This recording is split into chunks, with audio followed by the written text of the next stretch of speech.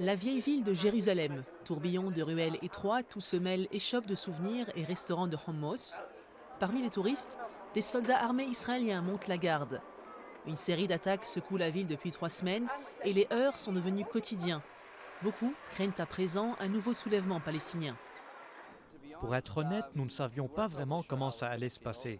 Certains de nos amis ne sont pas venus à Jérusalem aujourd'hui parce qu'ils étaient inquiets. Mais ça m'a l'air d'être assez sûr. Mais on a quand même tendance à regarder par-dessus nos épaules parce qu'on veut être sûr d'être tout le temps en sécurité. Les marchés grouillants de monde et bruissants des appels au chaland ne sont plus ce qu'ils étaient. Mais le ministère du Tourisme israélien se veut rassurant.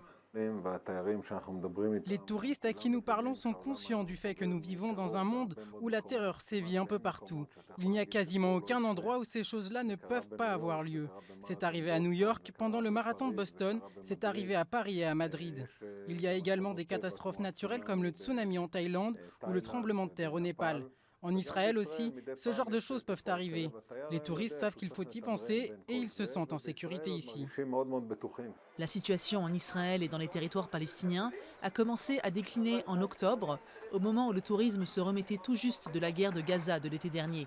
Les commerçants dans le souk de Jérusalem, comme Mohammed, savent que la situation instable a tendance à décourager la clientèle.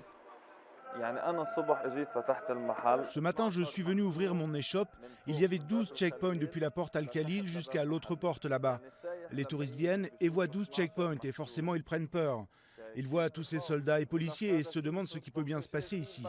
D'après les experts, le dernier soulèvement palestinien avait ralenti la croissance de l'économie israélienne de 7%.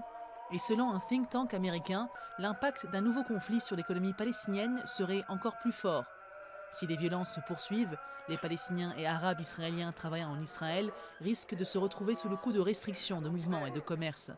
Entre-temps, Mohammed espère ne pas avoir à fermer boutique pour de bon.